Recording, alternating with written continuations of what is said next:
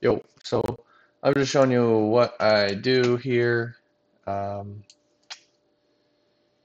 Here's my chart, and you can see this. You can see the 60-minute underneath it right here. So the 60-minute, this pivot right here, this holding split right here, this split distal line, just broke. So I go into the time frame lower than that, which is the 15-minute. So that's the 60-minute. And it shows a break of that pivot. So you can see that this the 60-minute pivot is actually, or the 60-minute split distal line is right here, this pivot, and then the zone underneath it is the holding level on the 15-minute time frame underneath it, and that's the zone I'd take. So I take this zone, and how does it score? Like I'm trying to make all of this objective now. I'm trying to make everything um, measured, and so structured. So how do I rate this zone? Yeah, it's a holding level. Oh, and it broke the 60-minute. I'll take it. Okay, what other context clues can we look at about about you know about documenting this? Like, how do I base my judgment off of? Yes, it broke the 60-minute distal line, which is in my book an odds enhancer for a zone underneath it. And this zone starts underneath it. It's not part of this zone. It's like underneath that, which is awesome, in my opinion. So that's why it worked. But how we measure these things, okay, sorry, yeah. This, how we measure these things is there's three things that need to happen in my trading strategy, okay? And that is, it has to protect free space. It has to be outside the range of a pivot or breaks a higher time frame zone, right? Breaks a level in the same bar, yeah. Or distal line, and the distal line of base is closest to the leg in, which just basically means the holding level. Holding level look. Oops.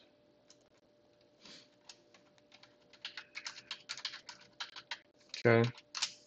That's basically what I have to pay attention to. That's it. So in this regard, we see that this zone, it broke a distal line. So rule two would be, does it break a distal line? So does it break a distal line?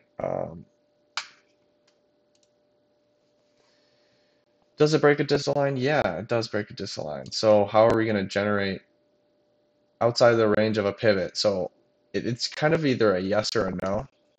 And it broke the 60-minute split distal line, um, revealing a fresh zone underneath. But how do I go around quantifying this and documenting it so we can base our judgment off of and we can backtest properly? Well, we see the outside of range of a pivot. If you know, basically people are getting stopped out of that pivot, and then we're going to eat that up and we're going to push it back the other direction. If it's there, just put 8. If not, put 3. If really good and obvious in your mind, put 8 through 10. See, this is opening up subjectivity. This is opening up feelings, and feelings are on a curve of, like, it can go up and down, up and down. The feelings can just be, you're feeling generous that day, so you put a 9 and you really feel like this is going to work. We have to cancel that out right now. We have to cancel that out right now. It's either um, how are we going about quantifying this? How can we go about quantifying this strategy? If you can't see, now you can, that this is a holding level on the higher time frame, a holding split distal line right here, and it broke, right? And then on the 15-minute, it did not break. In fact, it holds a holding level underneath it, and then we'll take that. And honestly, we'll take underneath this pivot, like this underneath wick, this bottom part of the wick. That's what we'd take. But I'm not narrowing it down that far right now, okay? But anyways, that's my zone. That's my holding level zone. If It's outside the range of a pivot, which is this pivot right here, because that's the 60-minute pivot, right? Oh, my fault. It's actually this line. So the 60-minute pivot is right there, but the 15-minute pivot's underneath. So how can we go about saying that that's there or not? I just think that it's there and that's it. Like there is a yes or no answer to that, in my opinion. So we're just gonna say yes or no, and that's 8 or 3. Okay. So or 8 or 2, I think I said. I don't know. I think it should just be yes or no, honestly. So protect outside the range of a pivot. 8 or 3, that's not even very, that's like, that doesn't even make sense because they're different ends of the spectrum. It would be 2 or 7 or 2 or 3. Like, um, I'd rather just do yes or no. Let's just make it yes or no. Yes or no. And then we can quantify that later if we want to make a combined score, average, whatever you want with those things.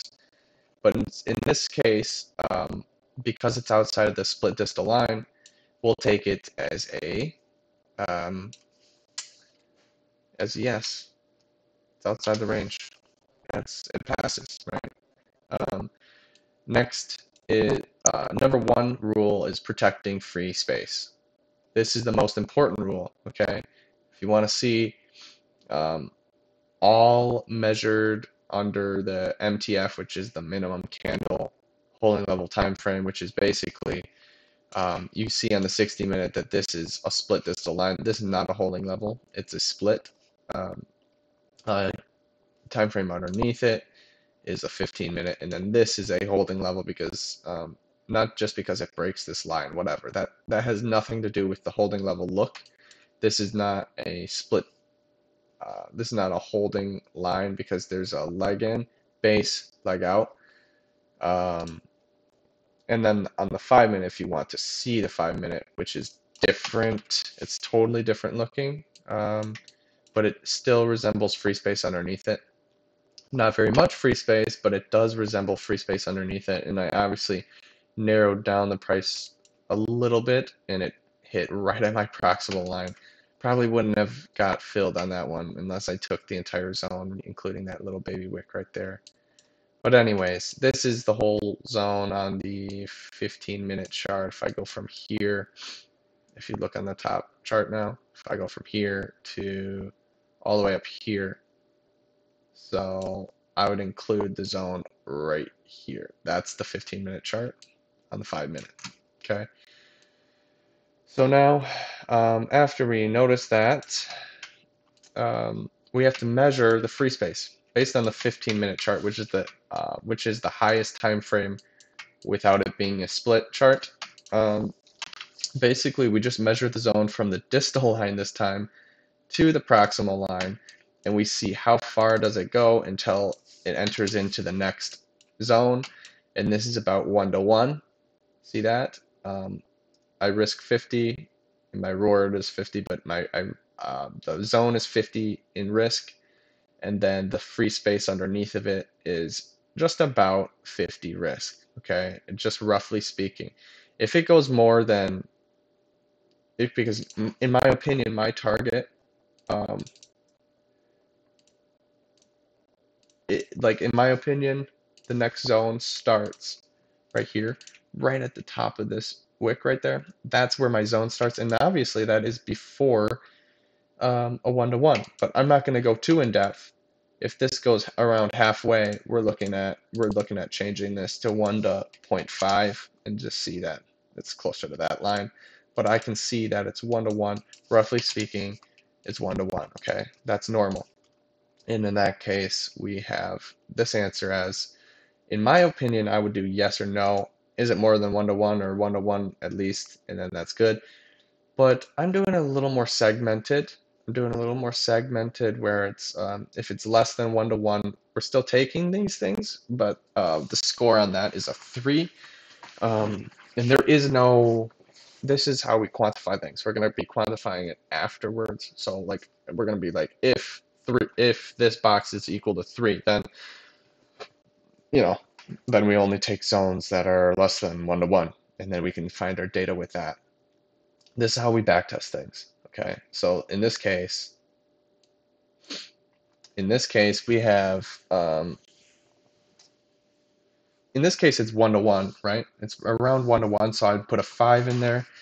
If it's greater than 1 to 1, meaning the free space is further away than the zone itself, than the zone, how big the zone is, that is going to be a 7.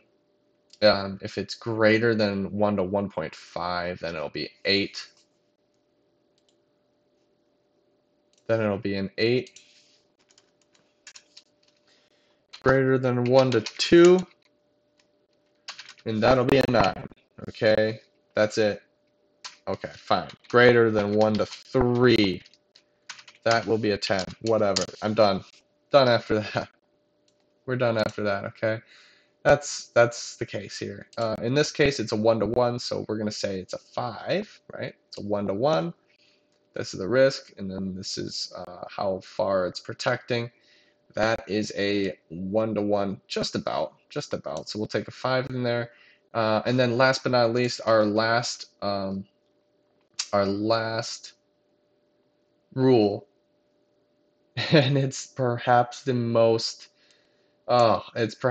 subjective rule we have, and it's hard to put a number to it. It's the look of a holding level. The distal line of the zone should be the first basing bar closest to the leg in. And in this case, this is the holding level, and the leg in is obviously, or the base is obviously one base here, and the distal line is right there. And then this is part of the zone, and it kicks off. It kicks off the uptrend. Um, um, it's hard to say. In my opinion, that this is not that good of a zone, because I've seen better. I mean, I'll show you right now. That there's some better than that. Um,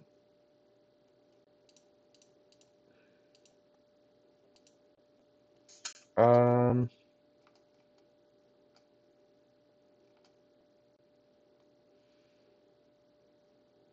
I don't know. Like this one's all right here, where it's like, there's a holding level. It's protecting a ton of free space, and then it is a split distal line though. That's not the MTF. The 3-minute would be the MTF. Yeah, right here. Oh, and it's still split distal line. Um, I'm just trying to show you just one zone. Like, I'm just looking through my zones right now. Okay, I'm just looking through the zones right now. Um, what is a good holding level? Yeah, this is a good holding level. I like this. Okay, so you see this line? I don't know if you can see this specifically. You can't see it much, can you? Well, you see that? You see this zone right here? That's better zone, in my opinion, than the zone we have going on right now, but because it's more of a base, and then the first basing bar, in this case, there's only one basing bar, and it forms a distal line, and then it goes, and then the entry bar, or whatever, the third bar, is it doesn't show a higher high than the basing bar, thus creating the distal line on the first basing bar right after the leg in, and then it accelerates downwards. We'd take that zone any day of the week. We'd take it right at the start, and it did hit our proximal line there. We probably wouldn't have got in, but nonetheless, that's using that zone. There's no question it's bouncing from this zone, man. Like, this zone's very strong. A lot of buyers are antsy to get in. They're not going to let it run all the way up here to get in. Okay, so, and then the results, it ended up breaking on the next time, but I don't think this was during the day anyways. Like, it's like at the end of the day or something, and then, oh, now it's at a different time zone. Whatever. Even if it wasn't, zones break. But this proximal line was used. Okay, so basically, that's what's going on. Um, how do we quantify this one? That is a good question, my friends. That's a really, really good question. I don't know how we're going to quantify that. Um, I really don't know how we're going to quantify like that is it's literally the look of the holding level. It's not that good of a holding level. What makes it good? The distal line, closest there, yes, that's true. In this case, it is. The second bar, this base bar, is not that good of a base bar because, I mean, overall, it's not that good. It's not that good of a zone. Like the look of it, sure, it protects free space. Sure, it's in a good location because it breaks the range. It breaks that 60-minute split distal line. It's underneath there. It's a good spot. And that's the majority of what we care about. We care about if it's in a good spot or not. As far as this goes, though, I don't know how to quantify that it's a good level, other than I'm just saying, um, well, the look of the holding level, I mean, the closest to the leg in and whatnot. Well, I'd give it a 3 out of 10. I have a strict rules, but then again, like we have to quantify our rules because I feel like a strict guy this day, but then I'm feeling generous the other day. We'll give it a 5. That's a big difference, man. A 3 versus a 5, that's a big difference. We can't backtest that. We need to figure it out, how to quantify that. But I don't know yet, and that's probably my only subjectivity throughout this whole thing, and whatever. I'm fine with that, okay? I don't think I'm going to backtest, like, well, I do have to see the view of the holding level. So I'm just going to do a yes or no if the first base, the distal line is closest to the leg in. That's it. Like that's my distal line. That's what it's going to have to be, because that's the only thing objective we have here. So there you have it. That's just a walkthrough of a trade and just a walkthrough of what I am looking for, and not only that, but what I'm thinking during a trade and how I think I have to backtest these things and collect data.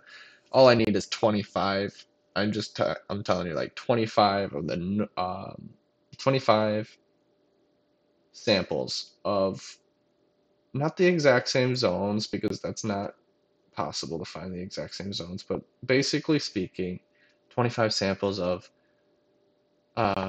very, very, very eerily similar situations. And then we'll find how far it goes, 1 to 1, 1 to 2, whatever, and then we'll find our win-loss rate and our risk-reward and what we should pick as a target and how far away our targets should be and all that. Yeah, it gives us all that information, and then we just have to collect data. Whatever, 20, 25 trades figured out. We can do that, and we have been doing that. I haven't, collected all. I haven't really ran through these specs, and also all these levels are not the same exact look. Some are different formations. They're all holding levels basically. Not this one, but they're all basically holding levels, but not all of them pass every rule. Not every one of them are like this 5 yes and 3 and 15. Like they're different time frames on the MTF. Um, they're just different. They're different zones, and we got to figure it out. I'm grabbing all the zones at this point in this data test, and I'll bring it probably to 60s or something like that. Get a lot of data, and then I'm gonna break down, because I took pictures of these zones. I'm gonna break down.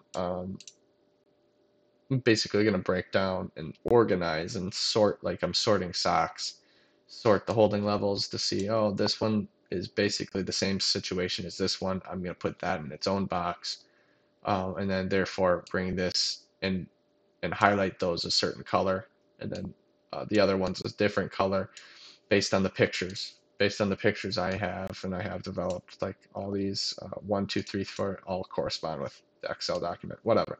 So that's what I'm gonna do. I can't wait to see what the data says, man. I can't wait to see what it actually means. And we can pick out our strategy, which one will work the best. I'm interested. So, see you later, bye.